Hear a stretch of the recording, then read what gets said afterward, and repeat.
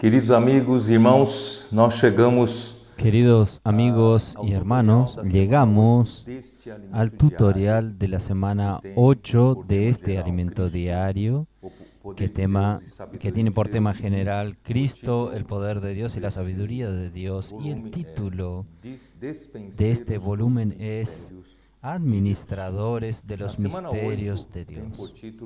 En la semana 8 tiene por título Los judíos piden señales. En la semana 7 nosotros hablamos sobre los griegos que buscan sabiduría. Y ahora los judíos piden señales. Antes de entrar en el tema propiamente dicho, nosotros comentamos algo en el comienzo del mensaje con relación del increíble avance de la tecnología en nuestros días. Nunca hubo esta velocidad espantosa en términos de acumulación de conocimiento, y ahora con la venida del desarrollo cada vez una tecnología más avanzada, con la automatización robótica, informática, nosotros estamos llegando a un nivel de información, a la duplicación del nivel de información, a un nivel increíble. Esto está cada vez más. Nosotros enseguida tendremos las industrias totalmente robotizadas, y la inteligencia artificial, ella será programada para autoperfeccionarse, exigiendo menos la interferencia humana. Todo esto quiere decir, nos muestra que el final de los tiempos está muy próximo. Por tanto, es hora de que nosotros nos ocupemos cada vez más con la predicación del Evangelio, y la predicación del Evangelio de la gracia y la predicación del Evangelio del reino. Es necesario que todos reciban a Cristo Jesús como su Salvador y como su Señor, y también que la vida de Dios que cada uno recibió en su conversión al Señor pueda crecer, no quedar en el nivel de infantilidad, porque el Señor necesita de personas crecidas, maduras, y una iglesia edificada para que Él pueda volver, buscar su novia madura. Y para esto nosotros tenemos que producir los vencedores colectivos. Esto está descrito en Apocalipsis capítulo 12, y aún tendremos que predicar el Evangelio y levantar las iglesias en varias ciudades aquí en la tierra. Por tanto, no pierda tiempo queriendo envolverse más con las cuestiones de esta vida, sino envuélvase con las cosas de Dios, con la predicación del Evangelio del reino. Donde nosotros queremos entrar en este mensaje es que los griegos, ellos apelaron mucho a la sabiduría humana, y Pablo, él estaba predicando el Evangelio en medio de los griegos, esto es en Corinto. Él, después de Atenas, él fue hasta Corinto, y él estaba en contacto con los griegos, que para ellos aquellas ciudades griegas llamadas de polis se desarrollaban alrededor de una plaza que se llamaba Ágora, y allí era que se desarrollaba toda la convivencia de ellos, social, la convivencia económica, hasta el cumplimiento del deber cívico, porque allí ellos practicaban la democracia y desarrollaban el arte de hablar a través de la filosofía, de los pensadores que necesitaban dominar el arte de la elocuencia para poder transmitir sus ideas.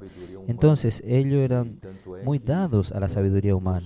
Tanto es así que yo supe que cuando visité Atenas, el guía nos habló de que en aquel tiempo, y la Biblia lo registra, en aquel tiempo los griegos no se ocupaban de otra cosa, los griegos ricos me refiero, no se ocupaban de otra cosa sino de oír y hablar sobre alguna filosofía, algún pensamiento nuevo, porque ellos invertían su tiempo y su dinero en estas cosas. Por tanto, nosotros necesitamos aprender de que en la iglesia la cultura es diferente. Hay otra cultura. Nosotros no dependemos de sabiduría humana, nosotros no dependemos de filosofía, no dependemos del arte, de la elocuencia humana, del arte, del convencer por medio de la lógica. Nosotros, como Pablo nos dice, yo decidí no saber nada sino a Cristo y a este crucificado. Entonces fue la vida, el camino de la fe es un camino de Cristo crucificado. Esto es, este Cristo crucificado simplemente cambió nuestra vida. No es por medio de sabiduría humana, sino por la locura de Dios, la locura de la fe. Esto es, un día nosotros que éramos pecadores sin esperanza y sin cómo defendernos de la condenación final, pero gracias a Dios, Dios envió a Cristo y Cristo vino aquí y murió por nosotros en la cruz, y esta muerte en la cruz nos salvó de nuestra condenación y de nuestra muerte eterna. A través de la muerte de Cristo, Dios entonces nos redimió. Él proveyó la redención por nosotros y nos perdonó nuestros pecados, y nosotros somos justificados por la fe, y hoy nosotros somos hijos de Dios, tenemos la vida de Dios. Por tanto, nuestro camino no es el camino de la sabiduría humana, sino el camino de Cristo crucificado. Y esta visión de Cristo y Cristo crucificado, esto nos ganó, así como en Mateo 16, cuando Jesús le preguntó a sus discípulos, ¿quién dicen los hombres que es el Hijo del Hombre?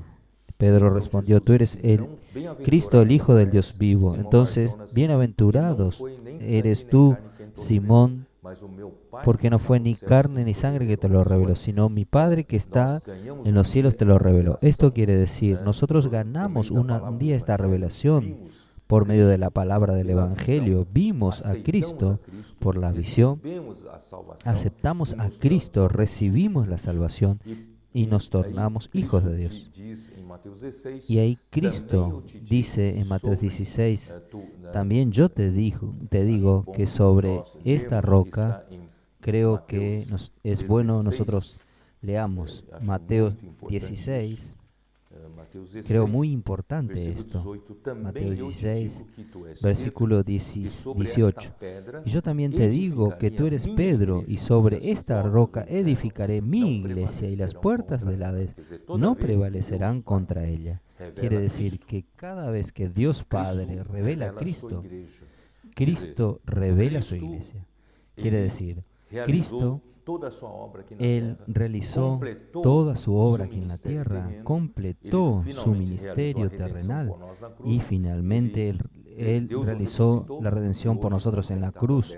Dios lo resucitó y hoy Él está sentado a la diestra de Dios en lugares celestiales, encima de todo principado y potestad y dominio y poder y de todo nombre que se nombra en esta tierra. Pero Él necesita en la tierra de la iglesia, de su iglesia, para operar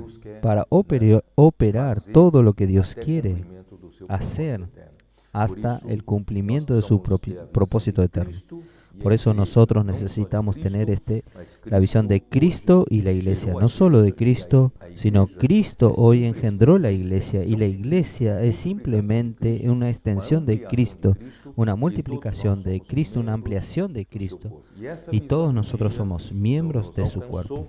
Esta visión un día nos alcanzó, y esto hizo con que las personas de mi época, éramos todos jóvenes, un grupo de jóvenes, y nosotros renunciamos a todo para poder vivir esta visión, Cristo y la iglesia. Y muchos Muchos de de nosotros dábamos nuestra vida por esto, solo que nosotros no podíamos quedar eternamente en este estado, que es la visión, pero tenemos que profundizarnos, dar continuidad después de la visión. Nosotros necesitamos conocer más a Cristo. Esto está en Filipenses. Vamos a abrir nuestra Biblia en Filipenses capítulo 3.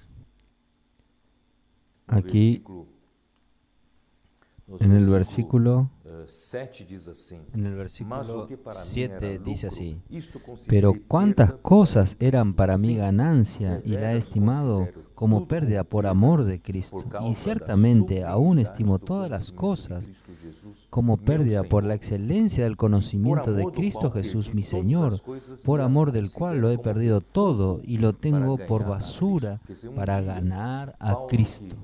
Quiere decir, un día Pablo, que consideraba al judaísmo, su creencia en el judaísmo, su práctica en el judaísmo, como la cosa más excelente en su vida, un día cuando él conoció a Cristo, Dios le reveló Cristo para él. Entonces él cambió, consideró todo lo que tenía valor, se tornó en basura, y ahora él sabe, conoce la excelencia del conocimiento de Cristo Jesús.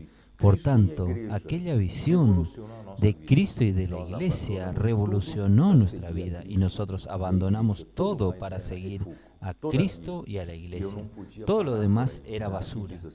Yo no podía parar ahí. Aquí dice así: por amor del cual lo he perdido todo y lo tengo todo por basura.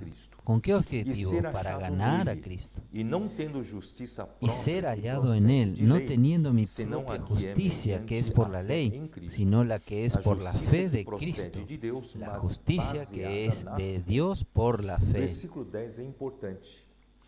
Versículo 10 es importante, a fin de conocerle. ¿A conocer qué? Conocer a Cristo.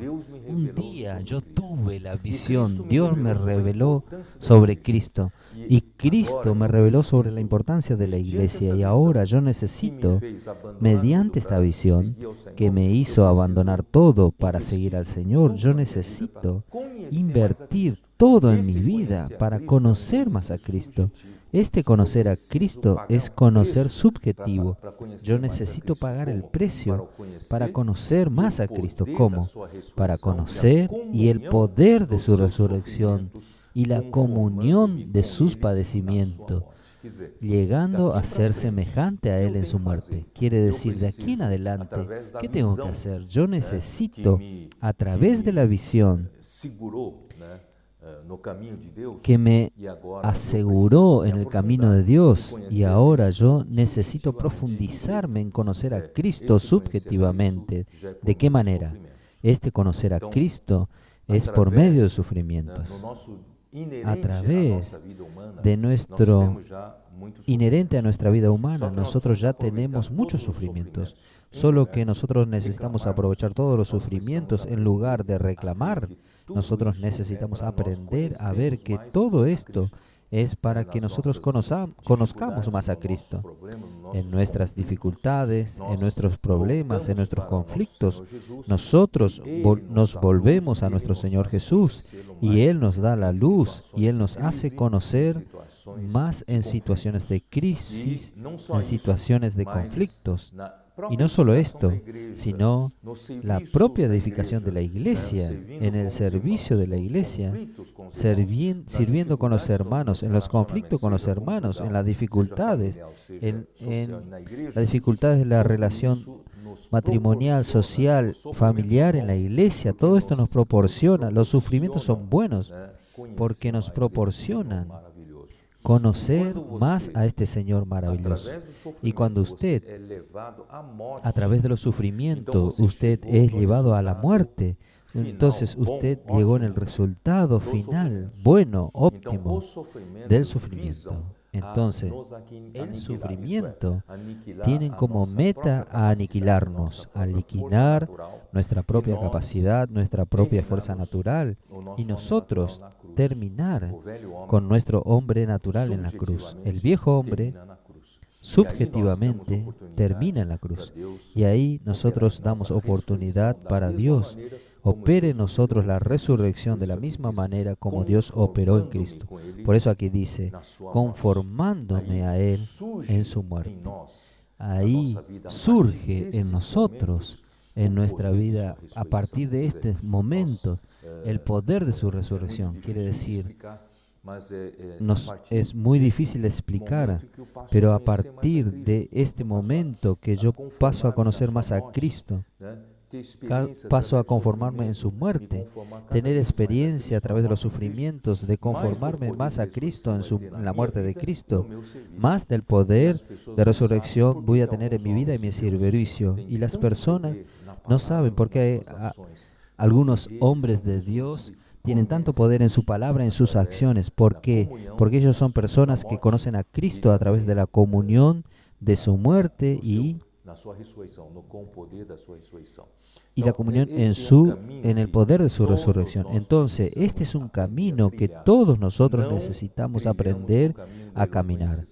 No caminamos un camino con la sabiduría humana en la iglesia. Dios, si nosotros creemos que podemos hacer algo, podemos desarrollar nuestra propia capacidad para realizar la obra de Dios. Entonces Dios no tiene cómo manifestar más su poder en nosotros. Nosotros necesitamos aprender como Pablo dijo en 1 Corintios que Él no llamó a muchos poderosos, a muchos de noble nacimiento. Antes, Él escogió las cosas locas del mundo, débiles del mundo, para avergonzar a las fuertes. Dios escogió las cosas despreciadas y aquellas que no son, para reducir a nada las que son, a fin de que nadie se gloríe en la presencia de Dios. Esto está en Corintios. 1 Corintios 1, 26 al 29. Este es el camino de la fe, este es el camino de la iglesia, este es el camino que nosotros debemos caminar, no correr detrás de la sabiduría humana. Nosotros corremos atrás de conocer más a Cristo, conformándonos en su muerte y para vivir bajo el poder de Dios. Nosotros sabemos que Pablo, él aprovechaba todas las situaciones. Allá en Hechos 18, nosotros podemos ver que Pablo, cuando él dejó Atenas, capítulos 18 en los primeros versículos, nos muestra que Pablo dejó Atenas, fue a Corinto. Él fue a Corinto solo. Después que Silas y Timoteo descendieron de Macedonia y Pablo entonces, ellos se concentraron todas sus energías. Pablo se concentró para dar la palabra, ministrar la palabra. Y en cuanto ellos no llegaban, él tenía que trabajar con sus propias manos, haciendo tiendas, porque era su oficio. ¿Por qué tiendas en Corinto? Corinto era una ciudad portuaria, era una ciudad que tenía una situación muy peculiar. Por un lado, ellos estaban junto al mar Egeo, y allí, en el mar Egeo, alcanzaría a Asia Menor y también a Judea, iría hasta Judea. Y por otro lado tenía el mar Adriático, y en el mar Adriático daría hasta la península itálica y alcanzar la Europa de hoy. Entonces Corinto era un lugar de paso, porque fuese la nave que fuese, el navío que fuese a abastecerse a Corinto y tenía que partir para la península itálica, tenía que dar la vuelta, dar una vuelta para poder alcanzar. Entonces, por Corintios, si usted sale de un puerto del mar Egeo para otro puerto del mar Adriático, usted tomaría un navío y iría directamente hasta el mar Adriático por la península itálica. Entonces, era un lugar muy próspero porque había el paso de comerciantes que venían del oriente para el occidente. Y no solo esto, como una ciudad griega, ellos daban mucha importancia a la cultura de la salud física, porque aquí tienen una salud física buena, tenían una salud mental, tenían el desarrollo de los Juegos Olímpicos. Los Juegos Olímpicos eran practicados en el Monte Olimpo y era más en la región de Atenas. Y en Corinto se practicaba los Juegos Ístmicos, porque Corinto era un istmo. Istmo es una estrecha porción de tierra que une dos porciones más grandes. Si ustedes van a visitar hoy a Corintio, encontrarán un canal que fue abierto unos siglos atrás para unir estos dos. Hoy ya no pasa más por este canal. Había navíos de menor tamaño, pasan aún por ese canal. Entonces, los Juegos Ístmicos eran tan prósperos como los Juegos Olímpicos. Entonces, cuando tenía los Juegos Ístmicos, juntaban a personas de todos lados, desde el lado de Europa como del lado de Asia. Y Pablo debe haber ido en Hechos capítulo 18 en este tiempo de los Juegos Ístmicos. Y los Juegos Ístmicos, muchas personas de afuera iban para allá y no tenían lugar para hospedar a todos. Y así como aquí en San Pablo nosotros tenemos un lugar para las personas invernar, que es Campo do Jordão.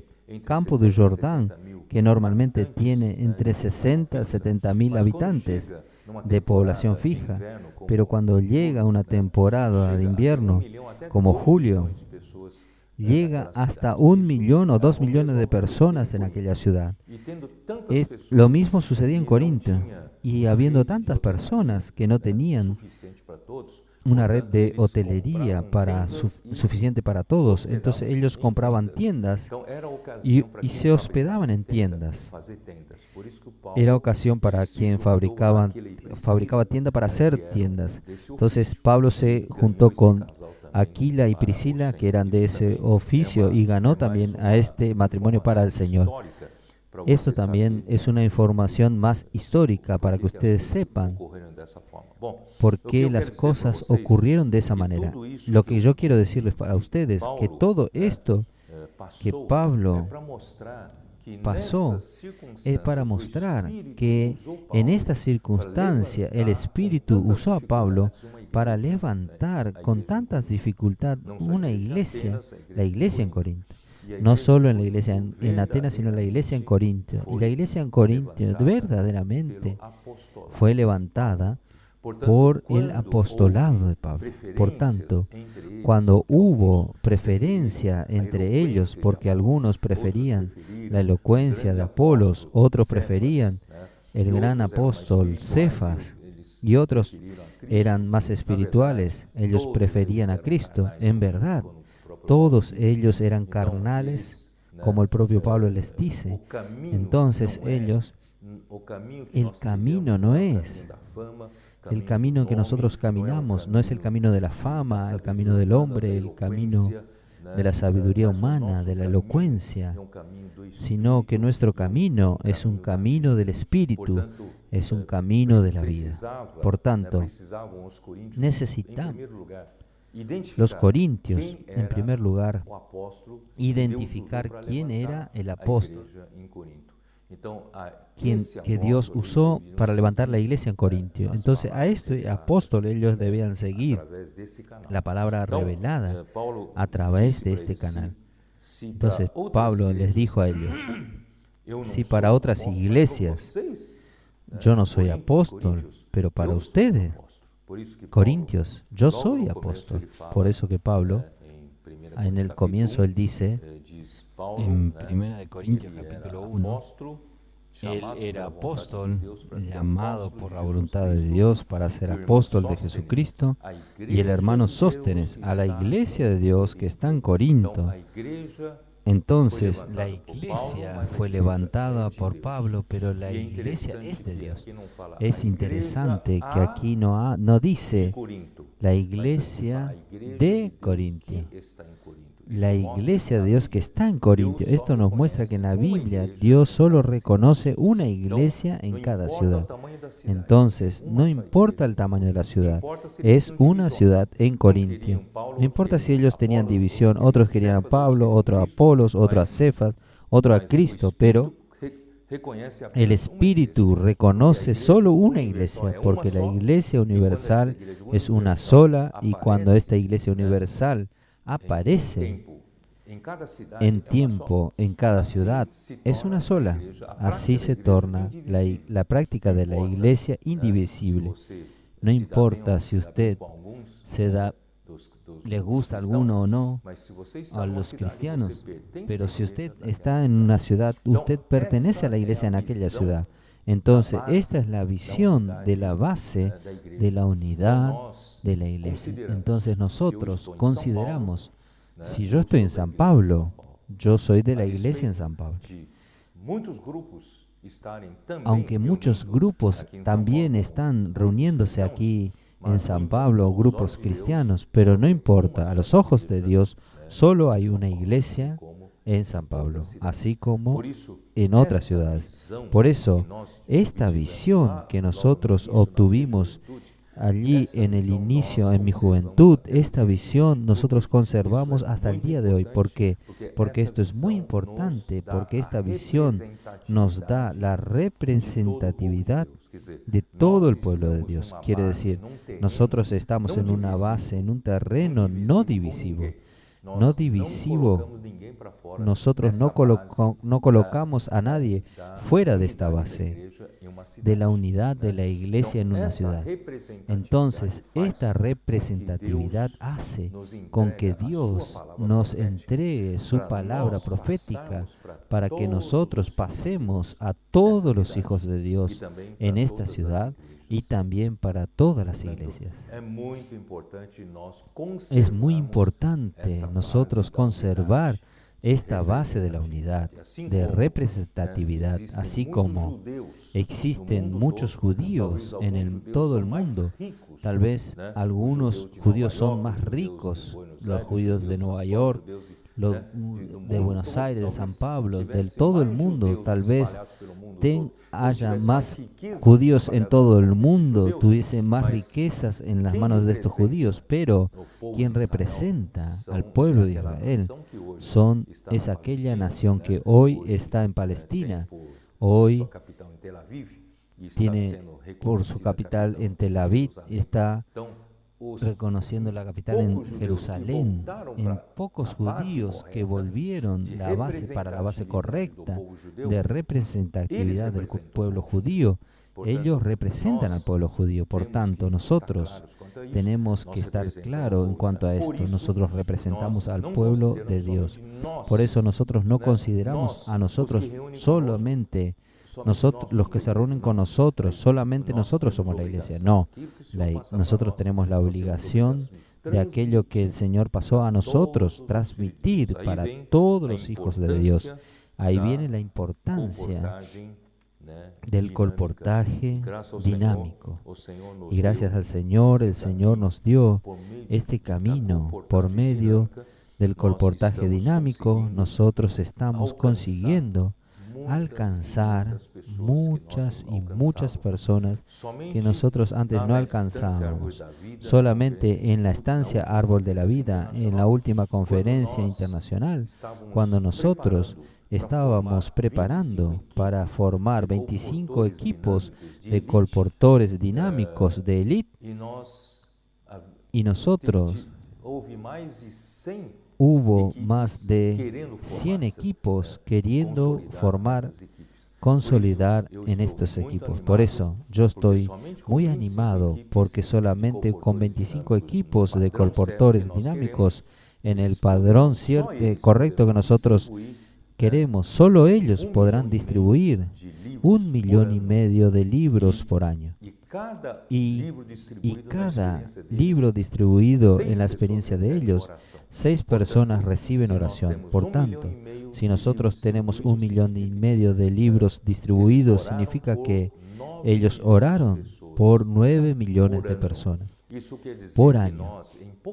Esto quiere decir que nosotros en poco tiempo, y no solo ellos, porque existen otros colportores, sean parciales o otros hermanos que deciden practicar también el colportaje, y la propia iglesia, las iglesias, los hermanos de las iglesias están descubriendo esta manera de predicar el evangelio por medio de la oración. Yo puedo orar por usted, y de esta manera pasan un libro, dan un libro, un periódico. Es muy periódico. Tenemos que tener algo consistente en la mano de estas personas. Y de esta manera, imagine, no solo 9 millones de personas recibieron una oración por año por estos 25 equipos, pero imagine con las iglesias trabajando en cada ciudad, nosotros podremos alcanzar tal vez 15 millones de personas por año. Imagine cuántas familias nosotros tenemos en Brasil. Tal vez 50 millones de personas, tal vez en 5 años, teóricamente, cada familia, alguien de esta familia habrá recibido oración por medio de la iglesia, por medio de los colportores dinámicos. Por eso, no desprecie este pequeño comienzo que Dios nos está bendiciendo y mucho. Entonces, al final, nosotros no hablamos nada sobre el título del mensaje, que es los judíos piden señales. Entonces, los judíos, ellos quieren señales, porque ellos fueron un pueblo acostumbrados a vivir en Egipto, oraron al Señor, el Señor los sacó de Egipto por medio de milagros y señales, a través de las 10 plagas. Y Faraón finalmente liberó al pueblo. Pero cuando el pueblo estaba saliendo de Egipto, Faraón se arrepintió y usó su ejército para ir detrás. Y junto al Mar Rojo, el pueblo experimentó otro gran milagro, que es atravesar el Mar Rojo. El mar se abrió en dos, algo nunca visto, y el pueblo experimentó la salvación de Dios. Y después de esto, en el desierto, eran todos los días milagro tras milagro, señal detrás de señal, prodigio detrás de prodigio. Por tanto, era una generación acostumbrada a señales, a milagros, a prodigios de Dios, y no desarrolló la fe. Por tanto, cuando llegó en el libro de Hebreos capítulo 3 y 4, habla que nosotros no podemos seguir el camino de esta generación perversa. Ellos eran una generación perversa, que tenía un corazón de incredulidad. Ellos estaban acostumbrados, faltaba algo y reclamaban, murmuraban. Ellos murmuraron contra Aarón, murmuraron contra Dios. Nosotros necesitamos aprender el camino de la cruz. Yo terminé de hablar. Aprender a no reclamar. Si nosotros queremos entrar en la buena tierra, nosotros no podemos caminar por el camino de buscar señales, sino ir por el camino de la fe. Es creer primero. No es ver para creer, es creer para ver. Usted necesita creer en la palabra de Dios, creer en la palabra de los profetas. Usted va a ver señales después. No es al contrario, no es ver la señal antes. Usted cree, por eso que en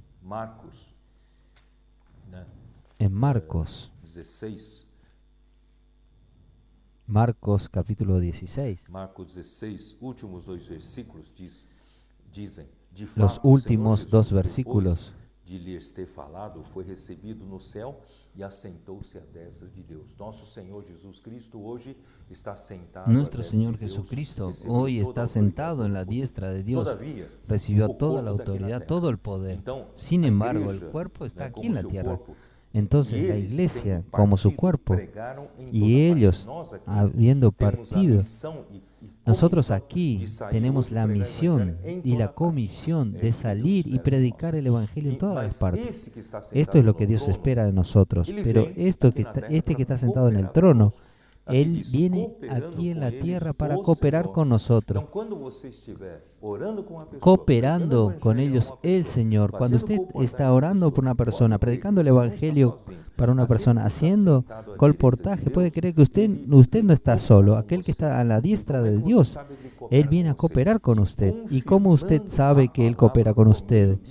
Y confirmando la palabra con las señales que la seguían. Quiere decir, si usted cree que esta comisión viene de Dios, usted cree la palabra y practica la palabra, predica el Evangelio por la fe, ahí las señales lo siguen. ¿Cuántas señales nosotros hemos experimentado? Cuando hicimos oraciones por las personas, los colportores, los hermanos de la iglesia, ¿cuántas personas son salvas en aquel momento? Alguien intentaba suicidarse en aquel día. Otros se reconciliaron en su matrimonio con su cónyuge en aquel día. Otros, hay 1000 milagros sucediendo. ¿Por qué? Porque el Señor, Él está con nosotros. Él confirma con señales todo lo que nosotros hacemos aquí según su palabra. Por tanto, vamos a dejar de lado el corazón perverso de incredulidad.